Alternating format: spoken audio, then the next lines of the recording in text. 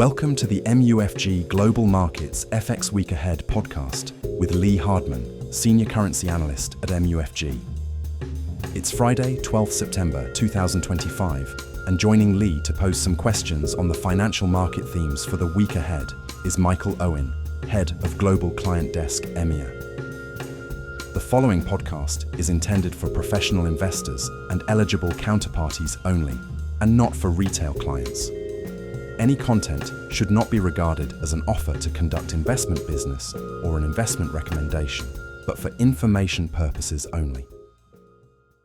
Hi Lee, it's great to be on the podcast again, and I'll dive straight in with my first question if you're ready. In terms of this week's events, what have you seen as the main drivers in FX?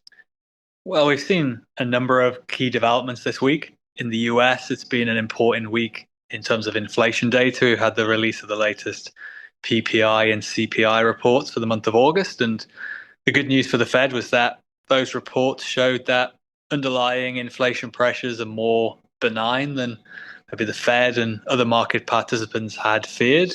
Yes, we are seeing continued signs there that the higher tariffs are feeding through to consumer prices, but it is proving to be a more kind of gradual process. And if we look at the Fed's kind of preferred measure of core inflation, the core PCE deflator, estimates for that have come down to about 0.2% month on month for August. So for the Fed, it's not enough really to prevent them from resuming rate cuts this next week. Obviously, next week's meeting is going to be a big one for the market. The market's already fully pricing in a 25 basis point cut now, as the market anticipates that the Fed's now putting more weight on the weakness we're seeing in the labor market in the US.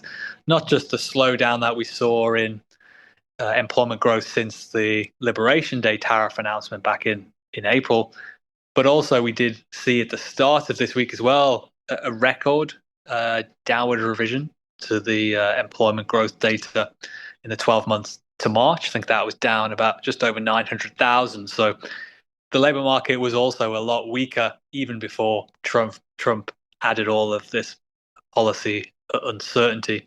So the net result, I think, for the Fed is that we're getting to the point now where the labor market is almost just too weak to ignore, and that they're now in a position where they can lower rates. So yeah, I think the market, like I say, is fully priced for 25 basis points. So the big story next week is really over whether the Fed gives any indication that they're kind of more seriously considering doing bigger rate cuts. So we saw last year when they started the rate cut cycle in September that they did a 50 basis point cut. If there's any talk about considering 50 basis point cuts or even delivering that next week, which would be a big dovish surprise, that's the kind of thing I think which could put more downward pressure on the dollar. Like we've seen over the last month or so, US yields have been moving sharply lower, but that isn't feeding through to further dollar weakness. But we think that's probably still just a matter of time, and that we still feel that the dollar can weaken further from here. Yeah, thanks very much, Lee. And then my second question is back to our home market for us both, the Bank of England. So obviously next week we've got the Bank of England. So what do you think is going to happen in this policy update? And what are your thoughts with regards to pound impacts? Yeah, so if we look at the Bank of England's recent communication, looking back to the last meeting in early August, we can see clearly that they have become more cautious over their willingness to lower rates further.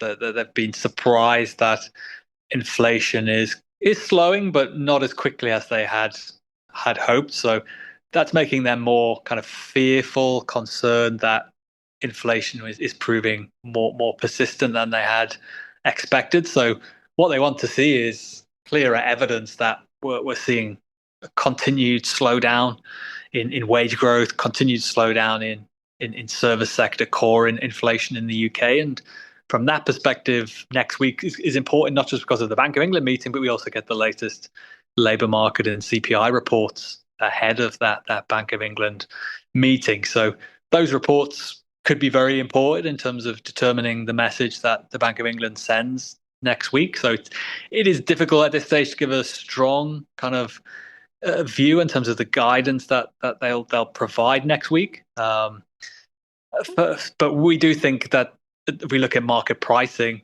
you can clearly see that the UK rate market has moved to pare back rate cut expectations quite significantly since the August meeting. There's now very little in terms of rate cuts priced in by the end of this year. But the Bank of England not really expected to cut rates again until February of next year. So if we got some evidence next week of softer wage growth and softer core or service sector inflation, I think the pound and rates would be a lot more sensitive to any downside surprise than they would be to another upside inflation surprise. As that potentially could mean that the Bank of England gives a bit more guidance, potentially that there still is the possibility of them cutting rates. That's still on the table as an option at the November policy meeting. Away from the outlook for rates, obviously the Bank of England will also be making a policy announcement in terms of their QT program. Over the last 12 months, they've been doing QT of around 100 billion sterling over that period.